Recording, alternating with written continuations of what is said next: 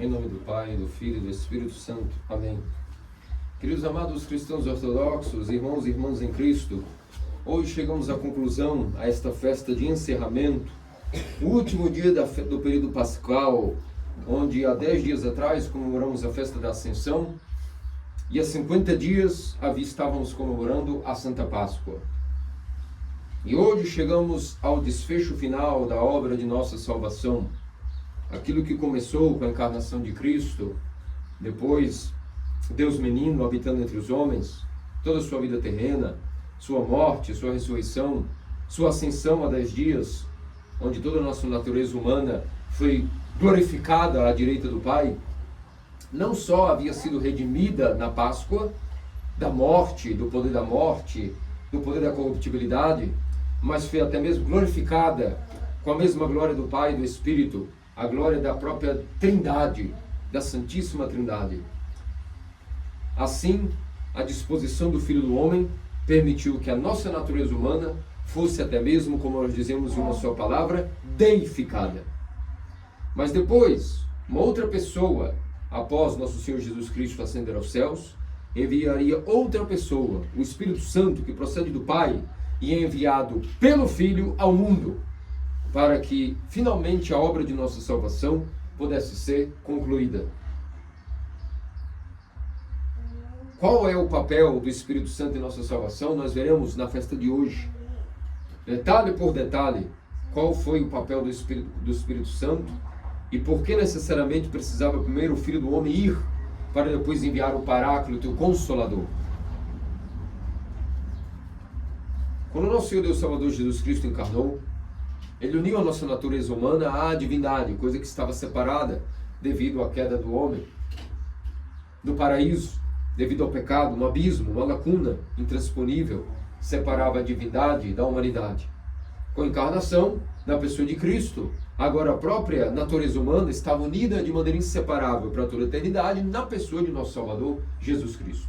Deus e homem, duas naturezas inconfundíveis, mas indivisíveis. E na pessoa de nosso Senhor Jesus Cristo, portanto, Deus e homem passam a estar unidos para toda a eternidade em sua pessoa.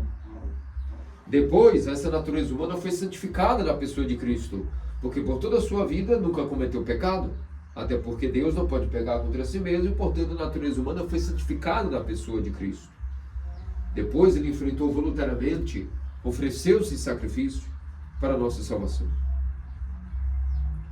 Nisso, derrotou a morte com sua morte, dando vida aos que jaziam no sepulcro, e portanto deu a essa natureza humana não só a união com o Deus em sua pessoa, que é o milagre e o mistério da encarnação, mas agora essa mesma natureza humana foi, portanto, fortalecida e empoderada com a vitória sobre a morte, não tendo mais a morte poder sobre essa natureza humana, a nossa natureza humana. E depois, há 10 dias atrás, nosso Senhor Deus Salvador Jesus Cristo, como vimos em sua ascensão, não apenas tendo dado poder à natureza humana sobre a morte, a elevou à direita do Pai, sentou-se à destra do Pai. O que significa isso? Que nosso Senhor Jesus Cristo glorificou essa natureza humana que já estava agora vitoriosa sobre a morte, redimida. Ela foi glorificada com a mesma graça que a divindade possui por natureza. Agora, com a festa da Ascensão, nós vimos que a natureza humana possui tudo o que a natureza da divindade possui naturalmente, pela graça, pelo poder, por participação das energias de Deus. A natureza humana, na pessoa de Cristo, que sentou-se à destra do Pai, nunca tendo deixado esse assento como verbo, mas sentando-se agora como homem, então a natureza humana passou a estar glorificada, que significa possuindo todos os poderes, todas as graças das energias incriadas de Deus, que Deus possui por natureza. Agora, pela graça, a natureza humana está ali conectada com aquela divindade e possuindo esse poder em si. E esse foi o papel até aqui da participação do Filho do Homem da obra de nossa salvação, redimindo e glorificando a natureza humana de maneira geral, por assim dizer.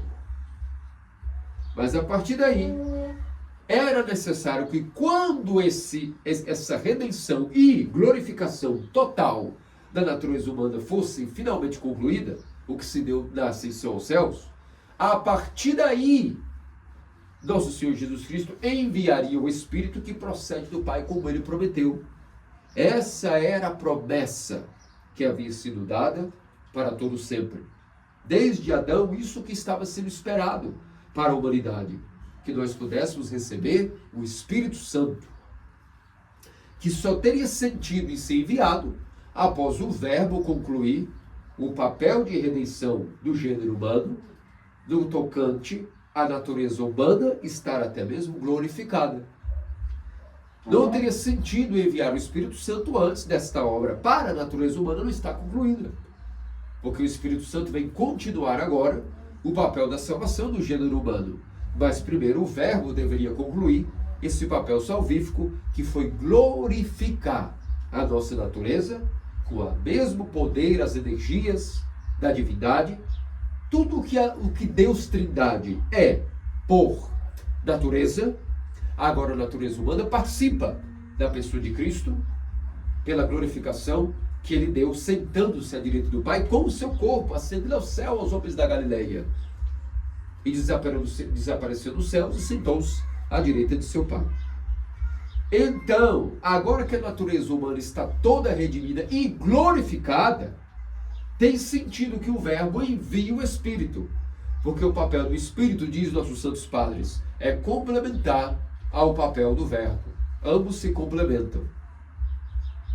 O que nosso Senhor Jesus Cristo redimiu e glorificou na natureza humana, agora o Espírito é enviado para que indivíduos, pessoas, um por um, pudessem participar da mesma glória que a natureza humana possui. E esse já não é um papel do Verbo.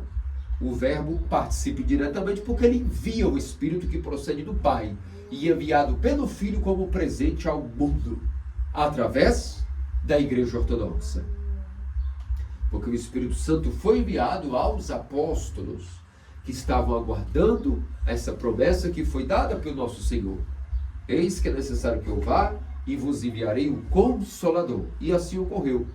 O Espírito Santo foi enviado aos apóstolos que aguardavam no cenáculo na Galileia, e todos eles foram dotados, até mesmo visivelmente, receberam o Espírito Santo de maneira visível, no que diz respeito a línguas de fogo. Até mesmo de maneira visual, o Espírito Santo desceu sobre cada um deles, elevando-os àquela condição maravilhosa de receberem, portanto, o Espírito Santo. E a igreja deles, portanto, recebeu aquilo que nunca, em nada, pôde se encontrar desde a criação do mundo. A igreja que é a noiva de Cristo, através do dia de hoje de Pentecostes, foi imbuída com uma graça tão grande, tão poderosa, com os poderes da Trindade de maneira tão efetiva, que pode-se dizer que nunca existiu na criação algo tão poderoso, algo tão puro e algo tão belo, com a beleza pela qual a noiva de Cristo foi agora revestida, através da graça do Espírito Santo e da graça do alto. Nada pode ser tão belo, tão maravilhoso, tão poderoso, como que a noiva de Cristo, que é a igreja, tornou-se no dia de hoje, o dia de Pentecostes, quando ela recebe o dom do Espírito Santo. E assim como se fosse um rio corrente que flui com água viva, assim também os portões do céu se abriram e fluxos de graça, ou seja, como se fosse um rio, um afluente que jorra com velocidade e fulgor, foi derramado sobre a igreja da pessoa dos santos apóstolos, primeiramente. E esses dons que a igreja agora, a noiva de Cristo, passa a ter e participar, são os mesmos dons que a divindade e a Trindade têm também por natureza. Só que agora o que a Trindade o é, por natureza, a Igreja Ortodoxa é e participa e participará para sempre através da graça, através do poder de Deus do dom do Pentecostes. Volto a dizer, o que Deus é em sua eternidade por natureza, através do Pentecostes, a Igreja Ortodoxa passa a ter todos esses dons da Trindade, tudo que a Trindade é, ela participa agora, através dessa graça, de maneira gratuita. Não por natureza, porque por natureza só Deus é Deus. Mas a Igreja Ortodoxa participa de todos os dons da Trindade através da graça, das energias que foram dadas pelo poder do Paráclito que foi enviado pelo Filho, o dito Consolador, o Espírito da Verdade, que procede do Pai. E quais foram esses dons que foram dados à igreja? O dom de santificação, o dom de santidade, de pureza, de sabedoria, de profecia, de clarividência. Tudo que Deus é, volto a repetir, por natureza, a igreja, sua noiva, passa a ser pela graça, pela participação desta graça. E como eu dizia, o papel da salvação pelo Verbo é complementar a quando ele envia o Espírito, e o Espírito agora será a pessoa que até exista mundo desta terra de Deus, o Espírito Santo estará agora trabalhando nossa salvação. É o último agente da Trindade que foi enviado com o fim de agora nos conceder a nossa salvação. Se o Verbo, como eu dizia, teve em seu papel redimir e glorificar a natureza humana, o primeiro com sua encarnação unido que estava separado, Deus e homem em sua pessoa. Deus e homem estão unidos em Cristo. Então, participando em Cristo, nós estaremos unidos com Deus.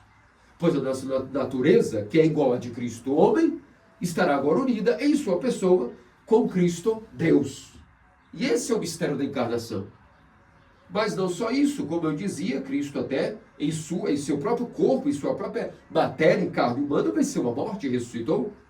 Então aquele que participa em Cristo participará agora de uma natureza humana compatível com a nossa, mas que venceu a morte. Veja como a salvação está levando degrau por degrau adiante e por etapas.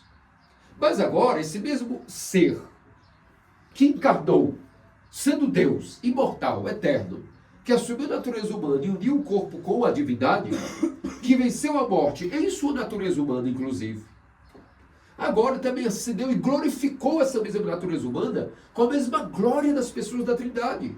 Então, aquele que se une a Cristo, não só se uniu com Deus, como a sua própria natureza humana foi imbuída, participando em sua pessoa, de poder sobre a morte, tendo o poder, então, de ressuscitar, mas não só isso, até de ser Deus, por participação no que o Filho do Homem glorificou a sua natureza, a sua própria carne humana foi glorificada da divindade. Então aquele que participa em Cristo, participa inclusive da mesma glória da divindade, da mesma glória da Trindade. Isso chama-se deificação, glorificação da natureza humana na pessoa de Cristo. Mas a pergunta é, se Cristo fez o Verbo, isso para a natureza humana, quando pegamos a natureza humana como uma substância só, como uma função estabelecida, a natureza humana, esse objeto, a natureza humana, toda ela foi glorificada em Cristo. Mas o papel do Espírito agora é fazer com que indivíduos possam se conectar com Cristo, participem dele, através dele, serem enxertados nele. Como diz o apóstolo Paulo, somos agora inseridos em Cristo como por um enxerto. Igual quando nós abrimos o tronco de um limão e pomos um ramo de laranjeira. Isso cicatrizará, se fundirá, e daqui a pouco o ramo de um estará recebendo seiva do outro, e são como se um só. Aqui, em hora de longe, se uniram. Assim também passa a ser o papel do Espírito Santo agora, quando foi enviado no dia de Pentecostes, é fazer com que indivíduos participem desse tronco que é o próprio Cristo, desse corpo. A árvore da vida é o próprio Cristo. A Igreja Ortodoxa é o próprio Cristo. E a sua noiva é o seu corpo. E como participar dessa noiva, que tem inclusive um corpo imaculado, mais belo do que tudo que Deus pôde criar no mundo criado, rica em santidade, cheia dos dons que a Trindade possui na eternidade, a Igreja Ortodoxa, quem diria, no dia de hoje foi presenteada, revestida com os mesmos dons que a Trindade sempre teve e terá. Dom de santificação, de embelezamento, dom de se santificar, dom de santificação, de sabedoria, de clarividência, de tudo que mais pode se imaginar. Dom do amor, da fé, da esperança, da supra-caridade, do fervor da árvore da vida, até muito mais do que existia no paraíso, porque no paraíso a obra da salvação estaria em curso também. Ainda que não houvesse queda, a obra de união com Deus estava em desenvolvimento. Aí Adão, no meio do caminho, caiu e se espatifou. Nosso Senhor encarnou para fazer um novo Adão, e nós que tínhamos a natureza caída em Adão, cada um de nós, podemos agora sermos revestidos com essa força do alto, para sermos individualmente conectados desse novo Adão. E se esse novo Adão tem uma natureza humana compatível com a nossa, com exceção do pecado, mas glorificada, através do Espírito Santo, cada indivíduo poderá participar em Cristo. Como o Espírito Santo faz isso? Essa é a grande pergunta. Como é que o Espírito Santo agora vai transformar cada um dos indivíduos que estiverem desejosos disso? Como é que o Espírito Santo realiza a obra pela qual os indivíduos podem participar desse Cristo e, portanto, participar de tudo que eu já expliquei 2, 3 vezes repetidamente, só nesse sermão, sobre o que Cristo concedeu à natureza humana. Vocês têm ideia do como é que o Espírito Santo realiza isso? É importantíssimo. Alguém quer chutar? Alguém lembra de outros anos? Como é que o Espírito Santo realiza essa conexão de cada indivíduo com o Cristo, que está glorificado, inclusive como homem, sem nunca ter deixado o ser do Pai como Deus, como homem também está sentado à destra do Pai, glorificando na eternidade a sua natureza humana está glorificada para toda a eternidade. Como é que nós participamos disso? O Espírito Santo vai realizar esse papel. Como? Através de quê? Alguém lembra? Através de quê? Alguém pode chutar? Lembram? Meus queridos amados cristãos ortodoxos, de todos os dons que o Espírito Santo deu à noiva de Cristo no dia de hoje, o Espírito Santo deu um dom que específica e especialmente supera todos os demais dons que a igreja recebeu. Alguém sabe qual é o maior dom que a igreja recebeu no dia de hoje? Além de santidade, santificação, poder, cura, clarividência, cura de enfermidades, cura de debilidades, seja qual for. Sacerdócio. O dom do sacerdócio. Esse foi o maior dom que a Igreja Ortodoxa recebeu entre os vários dons do Espírito Santo. O maior dom que a Igreja recebeu foi o dom do sacerdócio. Através do sacerdócio existem os mistérios. E através dos mistérios, que como se fossem portas e janelas pela qual se pode entrar dentro do corpo de Cristo. E participar dele plenamente, inclusive da glorificação, que a sua natureza humana, que é compatível com a nossa, participa da eternidade com o Pai e o Espírito após a ascensão. E tendo sido concluído esta obra do Verbo, o Espírito Santo é enviado para completar a nossa salvação individualmente, imbuindo a igreja de todos os dons da Trindade. A igreja possui todos os dons da divindade, especialmente um deles, chamado o sumo sacerdócio de Cristo, o sacerdócio do Novo Testamento. É através desse dom especial que o Espírito Santo fabrica outros Cristos, como numa fornalha de fogo que pega, liga, destrói, adquila, remodela, e depois dessa fornalha sai, dessa fundição, peças de fábrica, protótipos deste ícone, que é o zero, modelo zero. Depois tem o modelo 01, 02, 03, a Theotokos, João Batista, e todos os santos são produtos do Espírito Santo e da graça que a Igreja Ortodoxa recebeu de, como uma fornalha de fundição, fabricar outros Cristos, através dos mistérios que são realizados pelo sumo sacerdócio do Novo Testamento. Esse é o maior dom que a igreja recebeu no dia de Pentecostes.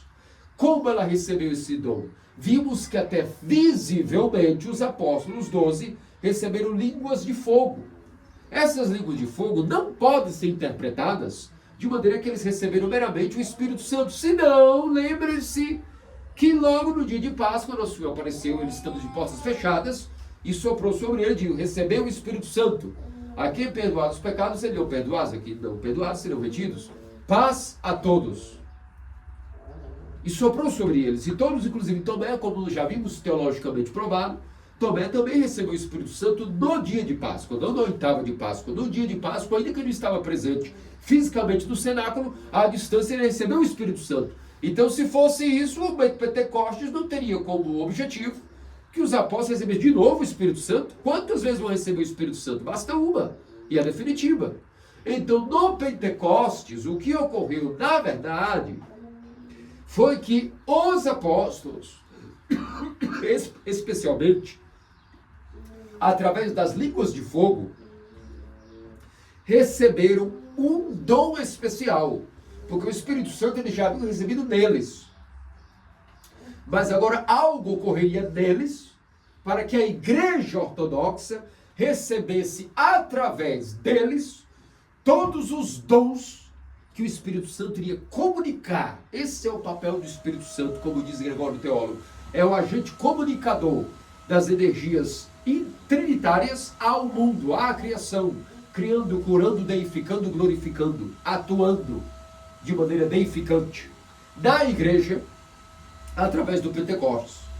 Então as línguas de fogo foram visivelmente a ordenação e sagração episcopal ao nível de hierarcas que os 12 receberam e foram elevados de meros pescadores a homens sapientíssimos.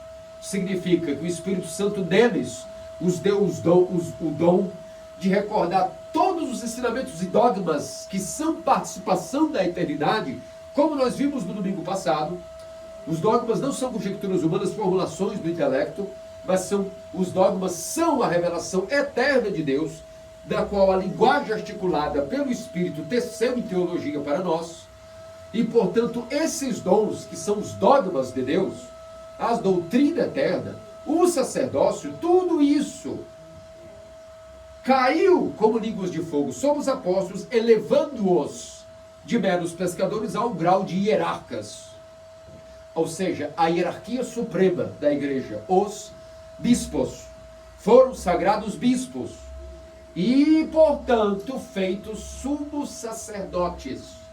O que significa que os bispos são sumos sacerdotes, que os apóstolos foram feitos esses grandes hierarcas.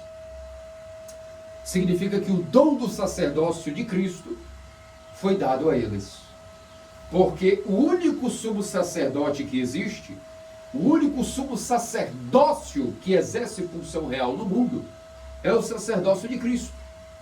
Especialmente no mundo moderno, onde várias seitas estão por ufologia, por falso misticismo, por todo tipo de conjectura de OVNIs, de planetas, essas baboseiras que cada vez mais surgem, a humanidade gradativamente está indo ao seu fim, está indo ao declínio da fé, a uma nova ordem mundial, a uma nova consciência religiosa.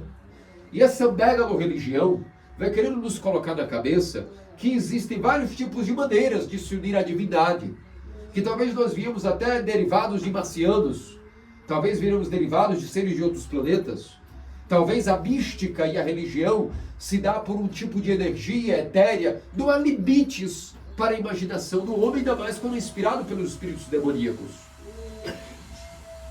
Mas no mundo moderno há que bater o pé como ortodoxos e entender que a única coisa que existe no universo como mística é o sumo sacerdócio de Cristo. Esse sumo sacerdote, chamado Cristo Nosso Salvador, sempre, eternamente agora, através da igreja ortodoxa, liturgiza e celebra os mistérios do seu próprio sacrifício ao Pai. Vocês precisam entender a ideia que vos acalmará para sempre, de que o universo só funciona porque existe um sumo sacerdote que liturgiza em oferecimento ao Pai. Por quê? Ainda que no princípio não havia pecado e separação do homem com Deus, nosso Deus, que é onisciente, sempre soube que um dia o homem iria escolher a separação e o término de relação no paraíso entre Deus e o homem. Houve uma separação. Então, quem resolveu isso por nós? O sumo sacerdote, o Verbo, o Filho. Sempre se ofereceu como alguém que iria estar oferecendo-se em sacrifício para que houvesse a reunião do homem, da humanidade e de toda a natureza caída com a divindade. Portanto, o funcionamento do universo só se dá após a queda porque sempre houve o Verbo na eternidade dizendo ao seu Pai em diálogo: eu me oferecerei como sumo sacerdote. Por que sumo sacerdote? Porque ele é o que celebra, é o que liturgiza, é o que é oferecido por ele mesmo e quem recebe e quem dá a oferenda. Por isso é o sumo sacerdote, tudo é que ele realiza. O rito é ele. É por isso que o rito da Igreja Ortodoxa é Cristo. É por isso que nós nos emocionamos após o dom do Pentecostes e as liturgias são tocantes ao nosso coração e às profundezas da nossa alma. Porque eu aqui acabei de participar como sacerdote ordenado do sumo sacerdócio de Cristo, que é o regente do universo. E esse mesmo rito, o rito em si é Cristo. O que foi oferecido foi Cristo. Quem celebrou foi Cristo, através da minha ferramenta de palha humana. O que foi recebido, quem recebeu foi ele. E quem ofertou também foi ele ao seu Pai. Então é por isso que o rito e a liturgia ortodoxa, sendo ela o próprio Cristo, o seu próprio corpo, a sua noiva, tudo isso transforma e é muito diferente. Transforma cada homem e é diferente de tudo que nós já vimos em toda a criação no reino animal, no reino vegetal, mineral. A Igreja Ortodoxa é, através desse dia de Pentecostes, tudo dela é o próprio Cristo, o seu corpo. E tudo que nós fazemos, o canto, o Kyrie eleison, o Senhor tem piedade, estamos participando do próprio Cristo, e por isso que é emocionante, é uma lástima, me dói, me rasga o coração, ver que as pessoas não assimilam essas coisas, e ficam distraídas com as coisas do mundo, perguntando para mim sempre: mas é muito difícil adaptar a vida moderna a essa vida. Não, que vida moderna? Diante de tudo que eu estou explicando, o que é a vida moderna? Nós estamos falando da vida eterna, que é atualizada. Está muito mais moderna do que a suposta vida moderna que hoje existe, e amanhã o que era moderno vira passado. E o que era passado vira antiguidade. E o que era futuro vira presente. E depois o presente vira passado. E novamente esse é o ciclo da humanidade. O que nós estamos falando aqui não é nada a ver com modernidade ou dificuldade de adaptação. Estamos falando da vida eterna do universo. E é por isso que esse é o sumo sacerdócio de Cristo, como eu acabei de explicar. E cada apóstolo que for ordenado hierarca possui agora esse dom do que Cristo é, por natureza, o sumo sacerdote do universo. Cada bispo passa a participar diretamente, através do Pentecostes, desse sumo sacerdócio. E não só os bispos, os presbíteros, os diáconos, e toda a Igreja Ortodoxa, através do dom do sacerdócio, pode celebrar agora os ritos misteriosos desse sumo sacerdote, que significa os santos mistérios. O primeiro deles, o batismo. O que é o batismo? O batismo tem uma palavra para traduzir rápido. União com Deus, revestir-se de Deus. Aquele que era fruto de Adão, da semente de Adão e produzido pelo sangue de Adão, passa a deixar de lado essa natureza misteriosamente e revestir-se com a natureza do novo Adão, a natureza de Cristo que encarnou. Através do batismo, os filhos de Adão passam a ser filhos de Deus, participando do novo Adão. Então, batizar-se é revestir-se de Deus. Vós que fostes batizados em Cristo, de Cristo vos revestistes, aleluia. Pois bem, uma vez revestidos de Deus, nós depois desfrutamos da Eucaristia, onde comemos, oferecemos e comemos e nos unimos com o próprio corpo de Deus, o corpo de Cristo. E todos os mistérios vão trabalhando poderosamente dentro de nós, unindo-nos, fazendo-nos primeiro partícipes desse Cristo da ascensão, que enviou o Espírito Santo e que agora trabalha individualmente em cada um de nós, e esse é o seu trabalho de salvação, que significa unir-se com Deus. Ele faz isso através do sacerdócio, que é a participação no sumo sacerdócio de Cristo. E é por esse motivo que, através dessa ferramenta do sacerdócio, o maior dom que a igreja recebeu no Pentecostes, cada ser humano individualmente pode participar daquela obra maravilhosa que o Verbo concluiu na festa da Ascensão. E por isso, quando nós dizemos que essa união com Deus ocorrerá, isso significa o que ocorreu com os santos. A partir do Pentecostes, santos foram criados, não santos como os do Antigo Testamento, que eram pessoas extremamente piedosas, cheias de devoção a Deus, mas elas não tinham os dons que o Pentecostes agora dá aos santos do Novo Testamento. Os profetas, os patriarcas, os juízes, eles eram pessoas que tinham parcelas de dons. Uma pitadinha de um dom aqui, uma pitadinha de profecia, uma pitadinha de cura para você, uma pitadinha de dom de força para aquele ali, uma pitadinha de clarividência para o outro. Mas agora, cada cristão ortodoxo, no Novo Testamento, através do Pentecostes, pela ferramenta do sacerdócio apostólico, recebe todos os dons da Trindade de uma só vez, dado gratuitamente à igreja que é a noiva de Cristo. Percebe que privilégio que nós temos em detrimento do que recebeu Abraão?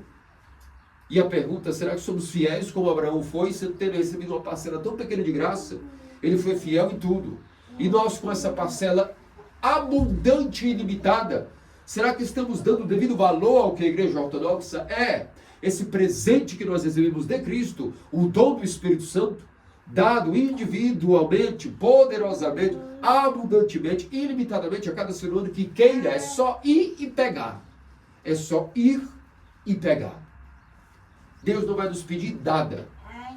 E a igreja ortodoxa sempre será detenedora desses dons da divindade, da Trindade. O que a Trindade é por natureza, a igreja ortodoxa é por graça, desde que, enquanto ela se mantenha fiel aos dogmas eternos que também foram a elas confiados. Caso ela deslize e não se mantenha fiel a esses dogmas, a essas doutrinas, ao ensinamento dos apóstolos que receberam o Espírito Santo e deixaram, portanto, os seus outros sacerdotes, porque a igreja sempre está renovando-se com o sumo sacerdócio.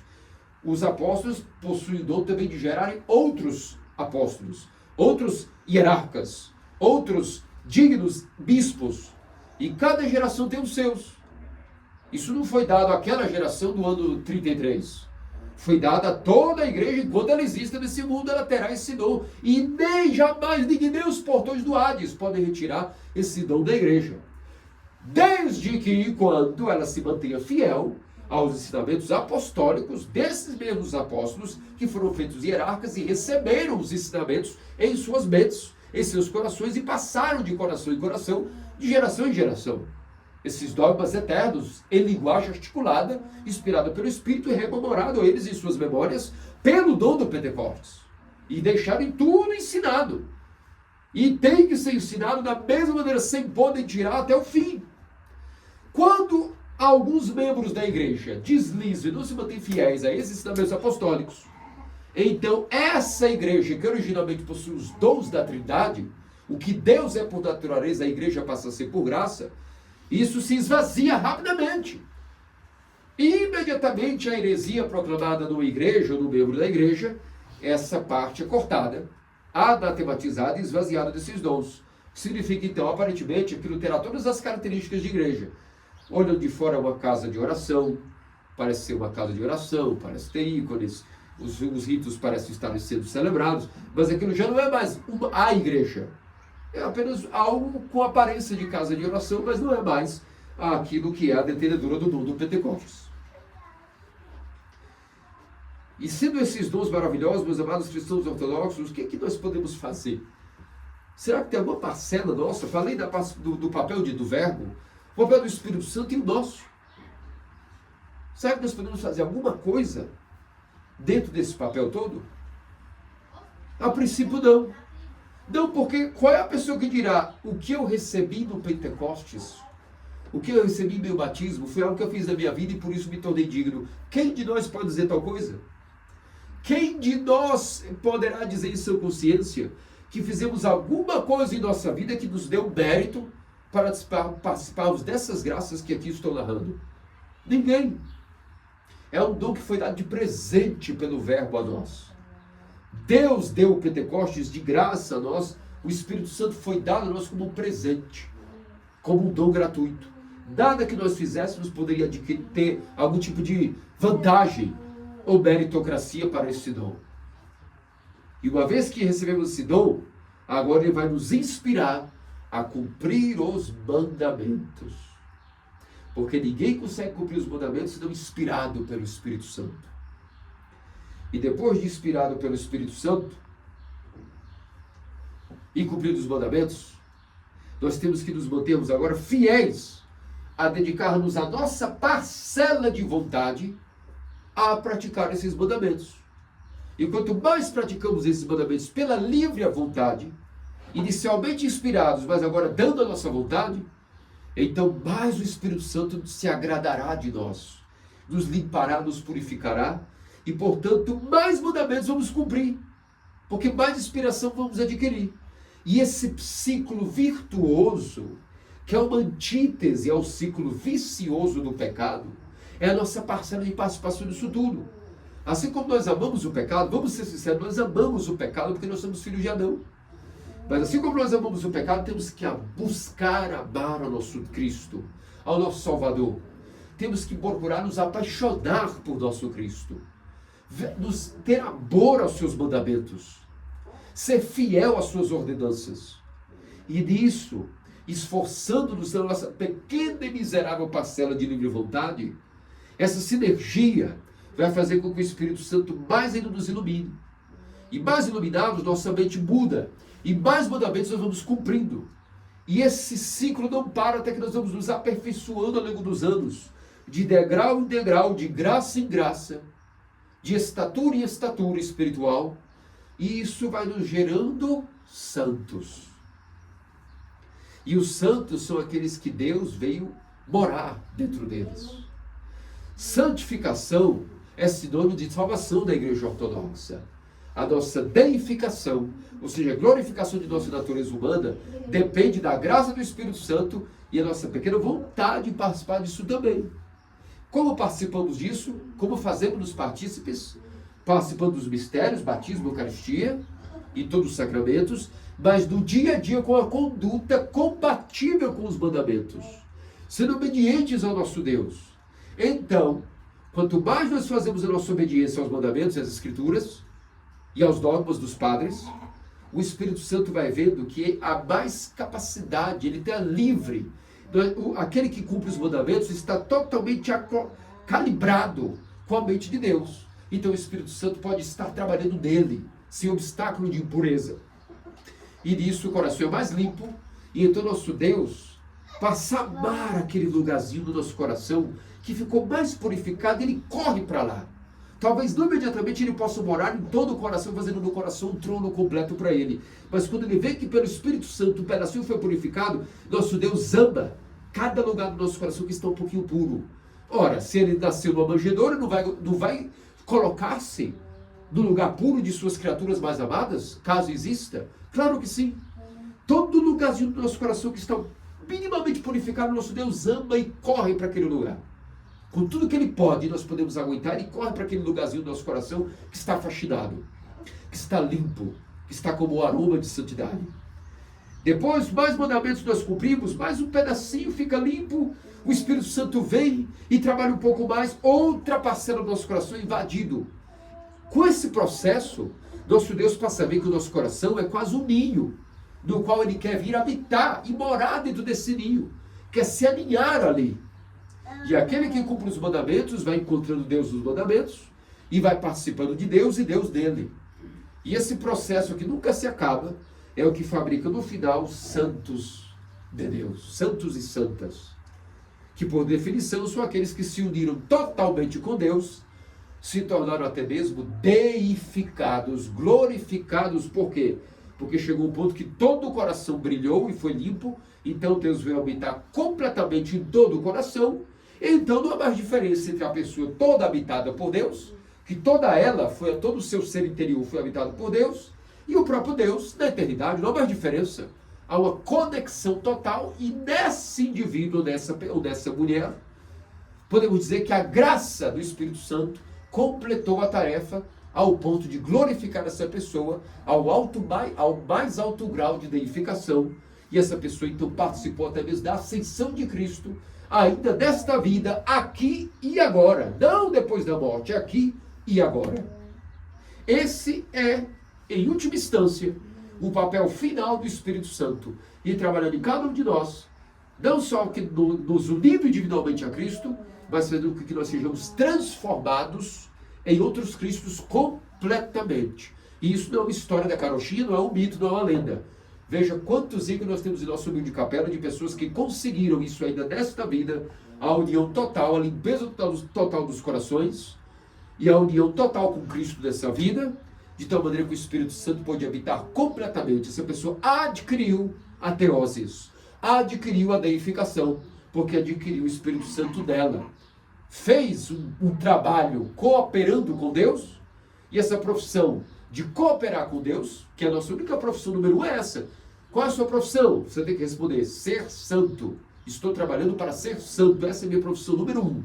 E para isso eu vou trabalhar com o agente que me foi dado de graça, o Espírito Santo, que me foi dado em meu batismo, no qual me uniu com o meu Cristo, me colocou dentro do corpo dele, mas agora eu tenho que me fazer a minha parte, de cumprir os mandamentos, inspirado pela graça do poder de Deus, dada pelo Espírito Santo, aumentar o meu poder de luta, resistindo ao pecado, aos vícios, para poder que mais graça gratuita seja me dada e me invada e me purifique e me limpe, para que eu possa ter Cristo morando completamente no meu coração.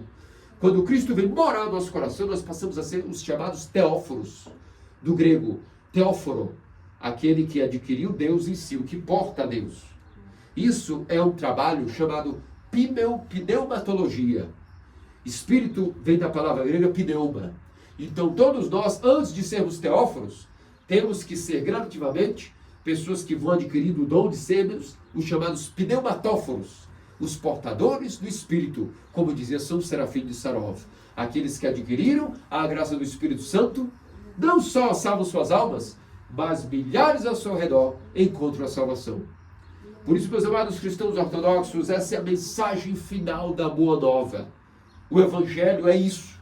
Esse sermão de hoje é a pregação poderosa que ecoou nos corações dos pagãos, onde quer que os apóstolos chegaram, onde quer que os missionários chegaram dos arredores e confins da terra, onde quer que os apóstolos, Tomé, Lucas, Silas, Barnabé, os 70, Paulo, Tiago, João, todos, em qualquer lugar que foram, essa foi a boa nova que pregaram, e que hoje esse digno servo de Deus vos prega também, e desejo de todo o coração que isso também atue em vossos corações, como atua no meu, como atua em todos aqueles que participam da Igreja Ortodoxa, e isso é uma felicidade. Nunca podemos agradecer ao nosso Deus suficiente que Ele nos fez ortodoxos. Se não podemos oferecer o suficiente, dar algo por isso em troca, oferecemos a gratidão suprema, agradecendo todos os dias: obrigado por esses mistérios que me destes, obrigado por essa graça abundante gratuita. E eu vou ser grato na obediência, eu vou ser grato não faltando aos serviços, vou agradecer comungando os santos mistérios, me unindo a ti, comendo o teu corpo e sangue que me destes, através do dom do sacerdócio que foi dado pela graça do teu Espírito. E vou tentar cumprir no dia a dia os meus mandamentos da maneira mais humilde que eu possa. Talvez eu não possa amar o próximo da perfeição, mas eu vou tentar fazer o que eu posso no dia a dia, nos detalhes que me cabem. E crescendo de graça em graça, confiando na graça de Deus, oferecendo-nos dia a dia também como outros Cristos que se ofereceu como sumo sacerdote, imitemos a Cristo que se ofereceu obediência. E nesse processo de vida virtuosa, certamente, pela graça de Deus, poderemos ainda nesta vida abrirmos os nossos olhos espirituais e vermos a luz de Deus de maneira talvez não visível como a luz física, mas o que importa é que é tangível e existente.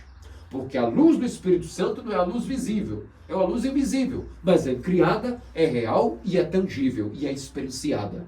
desejo de todo o coração que todos vós adquiram o dom do Espírito Santo e peço orações que eu também possa adquiri-lo. Logo após a liturgia, imediatamente a Igreja Ortodoxa para os monastérios, isso é feito pela noite, às vésperas de genuflexão, onde invocamos o Espírito Santo através das orações sacerdotais, com várias petições para que os fiéis possam também, todos estes anos, ser inundados com a energia criada que ativará o Espírito Santo neles. Como nas paróquias o mundo é mundo, para quem está no mundo, o mundo tem os seus afazeres, e por isso a Igreja permite como ferramenta que seja adiantado essas vésperas, que nos monastérios e conventos são feitas no final do dia, nas vésperas agora após o pôr do sol. Nas paróquias, como estamos no mundo e o mundo tem seus afazeres, a Igreja tem a ferramenta de imediatamente a liturgia, concluirmos a liturgia e já darmos início às vésperas da genuflexão. Por isso, felicitações por essa maravilhosa festa. Que Deus, nosso Senhor e Deus Salvador Jesus Cristo, vos conceda para todo sempre a eternidade a participação dessa graça que Ele nos deu. Amém. Amém. Glória a Ti, ó Cristo Deus.